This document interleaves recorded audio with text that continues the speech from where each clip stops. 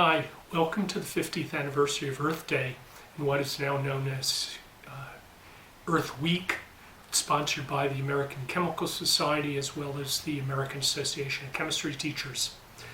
Today I'm going to demonstrate an activity that could be performed by students from kindergarten through 12th grade using materials found around the house, particularly kitchen utensils, water, cooking oil, whole peppercorns, garlic powder, coffee grounds, tissue, along with pieces of plastic cut from materials that one normally recycles. I did have to purchase some activated charcoal and small rocks from a pet store and obtain some sand from our local beach. In my two previous activities, we looked at how one can identify the various types of plastics and what happens to rainwater when it rains over a garbage dump.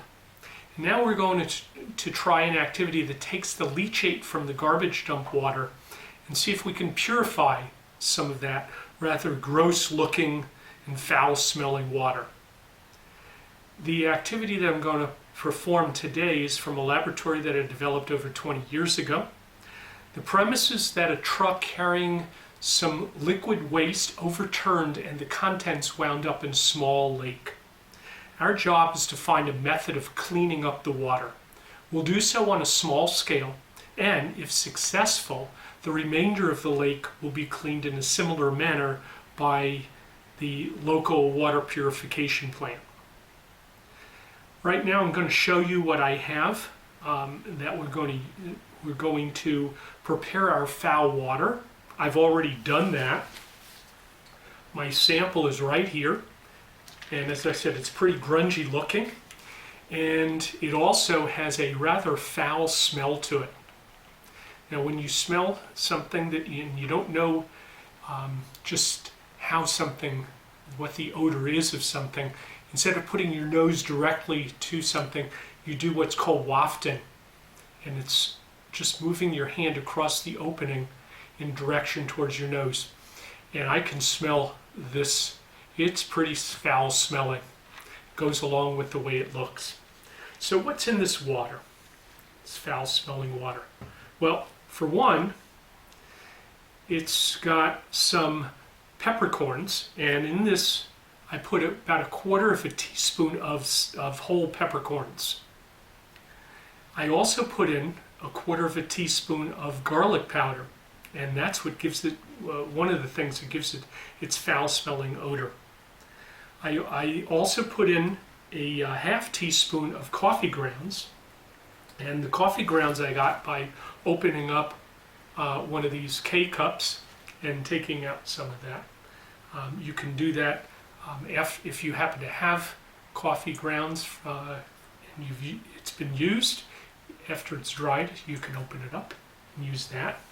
And then I have some sand, and but that's to come later.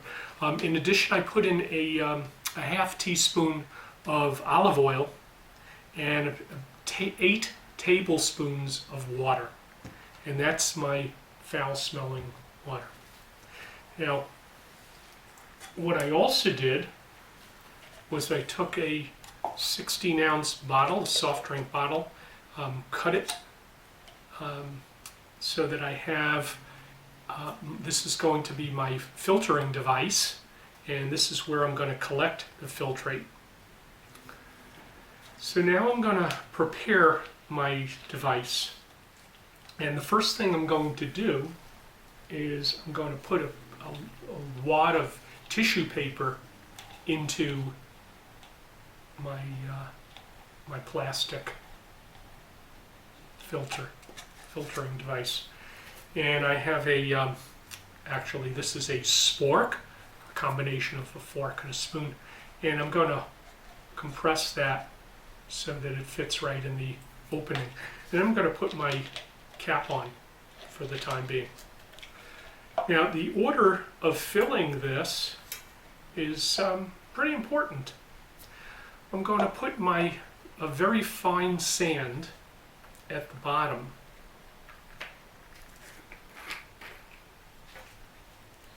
And I'm going to take my spork and put some fine sand on the bottom. And it's not critical how much you put, but you want to have a decent layer of sand. So there I have my sand at the bottom.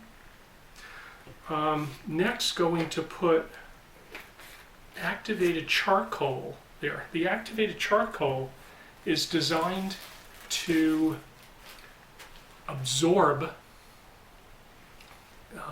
and adsorb, but mostly absorb the odor.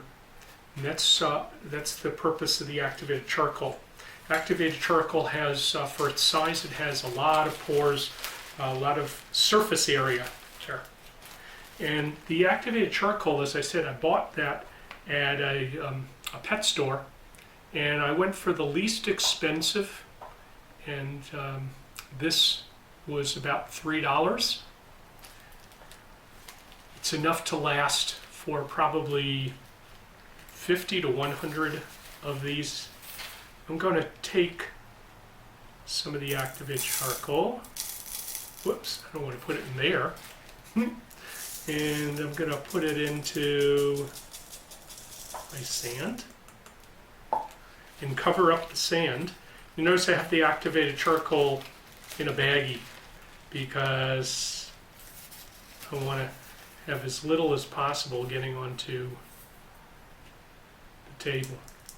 I have less to clean up later. And I'm going to put a little bit more, just enough to cover the sand. And I got a couple of pieces here. I'll put those back. I'll get the others later.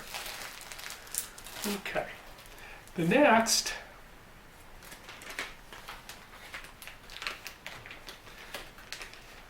are my bigger gravel.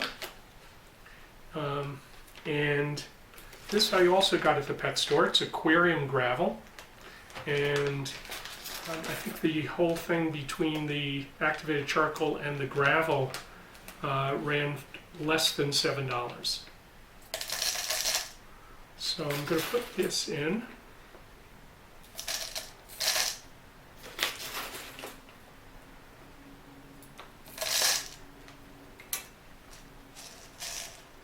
I'm going to make it a little bit more of the height. So this is about perhaps 4 teaspoons full. And close this up. And now I'm all ready to pour my water through. So I'm ready to filter. So first thing I'm going to do is I'm going to take off the cap. Remember that it's important to have that tissue in there so that essentially nothing falls out.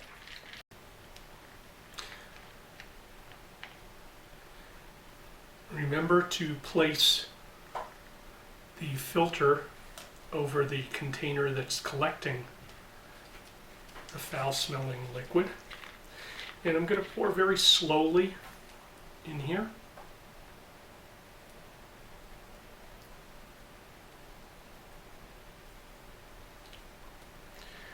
And hopefully we'll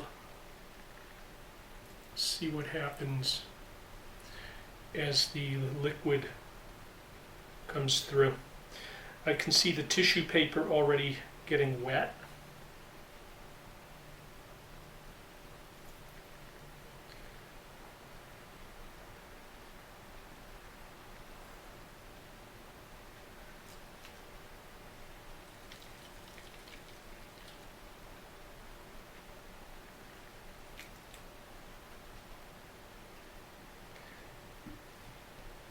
And I've got some liquid coming through.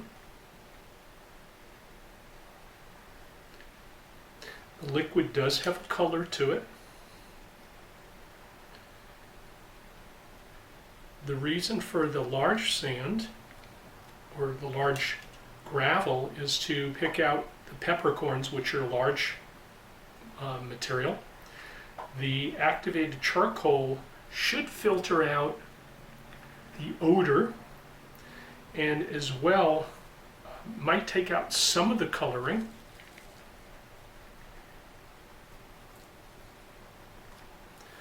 You'll notice that I've got this yellowish color to it. Not quite as dark as what I have here in the sample, the original. You don't want to pour all of this liquid in here at one time, because the weight of the gravel, the sand, the activated charcoal, plus the weight of the liquid might be enough to force that tissue paper out of the plastic. You do want to be patient with this, because you don't want everything to go right through the bottom.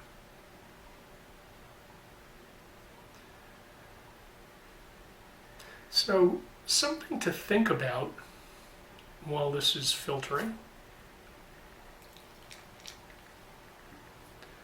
Is there a better method of cleaning up the foul-smelling water? Secondly, how can you tell if the water's safe to drink? And note, do not drink the water that comes out of this bottle. And then another thought. What do we do with the material that was used to clean the water?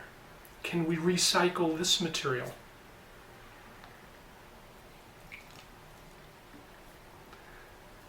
You might ask yourself, what costs less to get clean water? Using a method such as we did here, which involves filtration, or how about not polluting in the first place? All right, what I'm going to do is I'm going to stop filtering this, because I can see that there's been very little change in the appearance of the filtrate. That's what's going through the filter. So I'm going to close my sample of foul-smelling water, and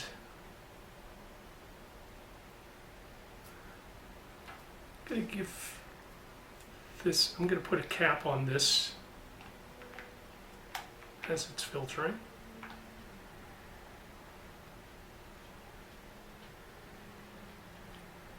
This might take another while for this to finish up. So once I get the cap on, okay, and away from my collecting device, now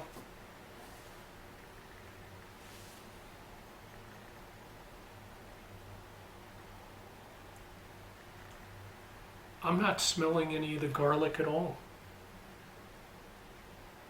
What I'm smelling? The odor of coffee. See, some of the coffee is soluble in the water, so I'm smelling some coffee, and in fact, the color of this may be due in part to the coffee that's in here that has dissolved some in the water, and once it's dissolved in the water, it's not going to be separated out by filtration, because the coffee is dissolved and going along through the filtering process with the water. So what I have here may be, in fact, room temperature coffee, but I'm not going to drink this, and don't you? Well, I hope you enjoyed doing this activity, as well as the other two that were posted for Earthweek earlier this week. Remember, Earthweek and protecting our environment should be a 52-week activity, not just for 1 week each year. Have a great Earthweek and enjoy our environment.